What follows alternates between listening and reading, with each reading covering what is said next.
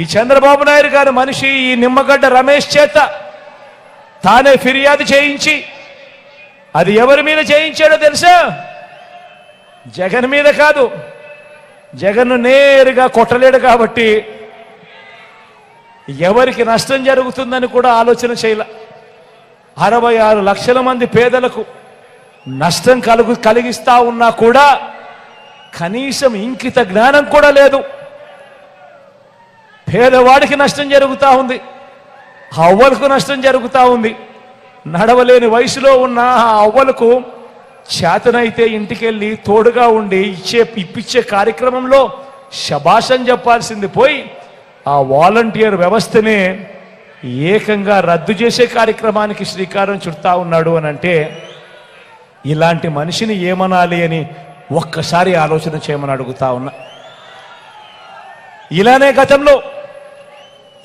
గతంలో పేదలు వెళ్ళే గవర్నమెంట్ బడులలో ఇంగ్లీష్ మీడియంను కూడా ఇలానే వ్యతిరేకించాడు ఈ పెద్ద మనిషి చంద్రబాబు నాయుడు గారు. పేద పిల్లలకు మీ జగనన్న ట్యాబులు ఇస్తా ఉంటే కూడా ఇదే మాదిరిగానే చంద్రబాబు నాయుడు గారు వ్యతిరేకించాడు గతంలో. పేదలకు మీ బిడ్డ ఇళ్ల స్థలాలు ఇస్తా ఉంటే కూడా ఇదే మాదిరిగానే కోర్టుల్లో కేసు వేయించి ఇదే మాదిరిగానే వ్యతిరేకించాడు గతంలో. ఇప్పుడు చివరికి అవ్వా తాతలకు అందించే పెన్షన్ను కూడా ఇంటింటికి రాకుండా ఇవాళ అడ్డు తగులుతా ఉన్నాడు ఈ పెద్ద మనిషి చంద్రబాబు నాయుడు గారు. ఇదంతా కూడా పెత్తందారి భావజాలం కాదా అని నేను ఒక్కసారి అడుగుతా ఉన్నాను మీ అందరితో కూడా. ఇలాంటి పెత్తందారులను, ఇలాంటి పేదల వ్యతిరేకులను, ఇలాంటి వారికి ఏ ఒక్కరైనా కూడా పొరపాటున ఓటు వేస్తే దాని అర్థం ఏమిటో తెలుసా? తమ పెన్షన్లు, తమకు అందే స్కీములు ఇంటింటికి వచ్చి ఇచ్చిపోయే వాలంటీర్ వ్యవస్థను సైతం, స్కీములను సైతం, ఇంటింటికి వచ్చి ఇచ్చే స్కీములను సైతం, పెన్షన్లు సైతం, వాలంటీర్లు సైతం అన్నింటినీ కూడా రద్దు చేసేందుకు మనమే చంద్రబాబు నాయుడు గారికి గ్రీన్ సిగ్నల్ ఇస్తూ చంద్రబాబు నాయుడు గారికి ఓటు వేసినట్టే అన్నది ప్రతి ఒక్కరూ కూడా ఆలోచన చేయమని చెప్పి మీలో ఉన్న ప్రతి ఒక్కరూ ప్రతి ఇంటికి వెళ్ళి కూడా చెప్పండి అని చెప్పి కూడా ఈ సందర్భంగా తెలియజేస్తా ఉన్నా. మీ అందరికీ కూడా ఒకటే చెప్తా ఉన్నా, పేదలకు అందాల్సిన ప్రతి ఒక్క రూపాయి బాబు ఆపినా ఏది ఆగకూడదు అంటే మీ పెన్షన్ మీకు హక్కుగా నేరుగా మీ ఇంటికే రావాలి అని అంటే గత 5 ఏళ్ళ మాదిరిగా అదే పెన్షన్ సొమ్ము మీరు పొందాలి అని అంటే బాబు లాంటి సైంధవులను ఎప్పటికీ కూడా అడ్డుపడే పరిస్థితి, అవకాశం ఇవ్వకూడదు. అది జరగాలి అని అంటే మరో 40 రోజుల్లో 2 బటన్లు ప్రతి పేదవాడు నొక్కాలి. 2 బటన్లు ప్రతి పేదవాడు నొక్కాలి. ఆ పేదవాళ్ళ కోసం, నా అక్క చెల్లెమ్మల కుటుంబాల కోసం మీ బిడ్డ 130 సార్లు బటన్లు నొక్కాడు. ఆ పేదవాళ్ళందరూ ఏకమై, ఆ అక్క చెల్లెమ్మలందరూ ఏకమై వాళ్ళు కేవలం 2 బటన్లు నొక్కాలి. ఫ్యాన్ మీద నొక్కాలి. ఫ్యాన్ మీద నొక్కితేనే ఈ వదల బొమ్మాలి ఇక మన రక్తం పీల్చడానికి ముందుకు రాని పరిస్థితి ఉంటుంది. అందుకనే మళ్ళీ చెప్తా ఉన్నా, మనం వేసే ఈ ఓటు కేవలం ఎమ్మెల్యేలను, ఎంపీలను ఎన్నుకునే ఓటు మాత్రమే కాదు. ఈ ఓటు వల్ల మీ భవిష్యత్, ఈ ఓటు వల్ల మీ పిల్లల భవిష్యత్, ఈ ఓటు వల్ల మీ ఇంట్లో మీ ఆడపడుచుల భవిష్యత్, ఈ ఓటు వల్ల మీ ఇంట్లో ఉన్న మీ అవ్వ తాతల భవిష్యత్ అంతా కూడా ఈ ఓటు మీద ఆధారపడి ఉంది అన్నది ప్రతి ఒక్కరూ గమనించవలసిందిగా కోరుతా ఉన్నా. జగనన్నను మళ్ళీ తెచ్చుకుందాం. అన్న మళ్ళీ భారీ మెజారిటీతో వస్తే జరుగుతా ఉన్న ఈ మంచంతా కూడా మళ్ళీ కొనసాగుతుంది. మళ్ళీ వాలంటీర్లు ఇంటి వద్దకే వచ్చి నేరుగా ఆత్మగౌరవాన్ని కాపాడుతూ అక్క చెల్లెమ్మల కుటుంబాలకు తోడుగా ఉంటారు అని ప్రతి ఇంటికి వెళ్ళి చెప్పండి.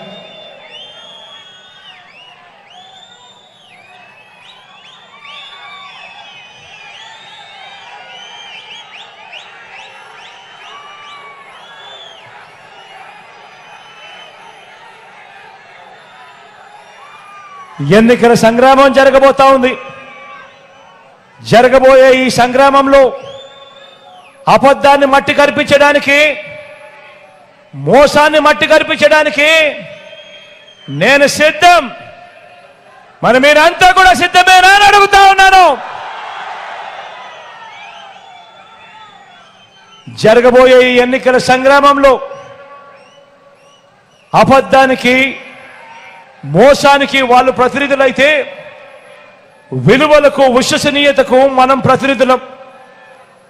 ఈ విలువలు కాపాడుతూ, విశ్వసనీయతకు తోడుగా ఉంటూ మీలో ఉన్న ప్రతి ఒక్కరూ సిద్ధమైతే జేబీలో నుంచి అందరూ సెల్ ఫోన్లు బయటకు తీయండి.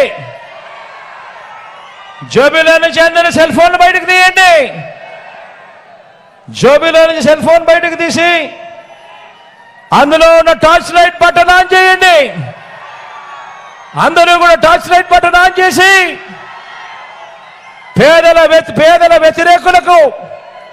వ్యతిరేకంగా, పేదలకు భరోసాగా, తోడుగా మేమంతా కూడా యుద్ధానికి సిద్ధమని చెప్పి గట్టిగా పిలుపునివ్వండి.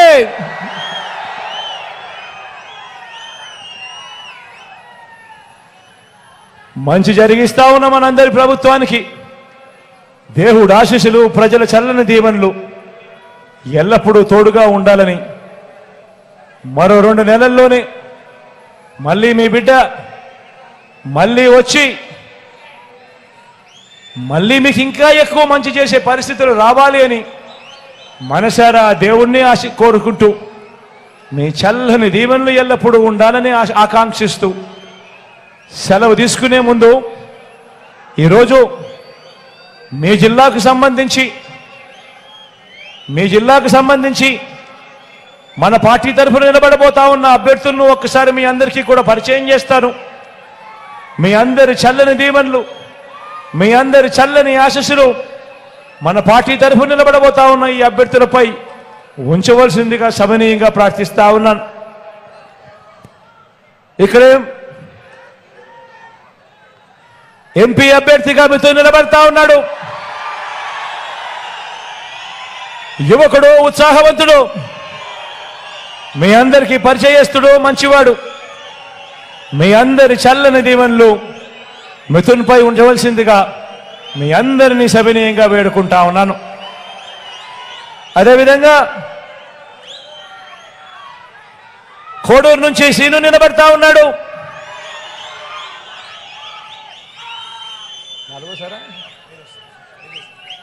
ఈసారి సీను 5వసారి ఎమ్మెల్యేగా తాను పోటీ చేస్తా ఉన్నాడు. నిజంగా మంచివాడు కాబట్టి ఇలా తాను 5వసారి గెలవగలిగే పరిస్థితిలో తాను పోటీ చేస్తా ఉన్నాడు. మీ అందరి చల్లని దీవెనలు, మీ అందరి చల్లని ఆశీస్సులు సీనుపై ఉంచవలసిందిగా కోరుతా ఉన్నా.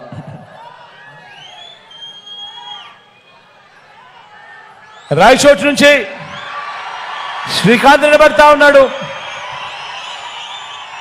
తాను కూడా ఎమ్మెల్యే అని చెప్పడం కన్నా నాకు మంచి స్నేహితుడు అని చెప్పచ్చు. మీ చల్లని దీవెనలు, చల్లని ఆశీస్సులు శ్రీకాంత్ పై కూడా ఎల్లప్పుడూ ఉంచవలసిందిగా సవినయంగా కోరుతా ఉన్నాను. రాజంపేట నుంచి అమరన్న నిలబడతా ఉన్నాడు. అమరన్నను ఎవరు కలిసినా కూడా సౌమ్యుడు అనే మాట ఎప్పుడూ వాళ్ళ పెదాల మీద ఉంటుంది. మంచివాడు, సౌమ్యుడు, మాటిస్తే మాట మీద నిలబడతాడు. మీ చల్లని దీవెనలు, ఆశీస్సులు అమరన్నపై కూడా ఉంచవలసిందిగా సవినయంగా కోరుతా ఉన్నాను.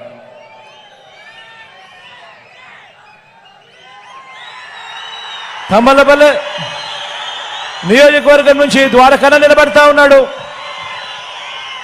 ద్వారకన్న కూడా మంచివాడు, సౌమ్యుడు. మీ చల్లని దీవెనలు, ఆశీస్సులు ద్వారకన్నపై కూడా ఉంచవలసిందిగా సవినయంగా వేడుకుంటా ఉన్నాం. ఇక మదనపల్లి నుంచి మీ వాడు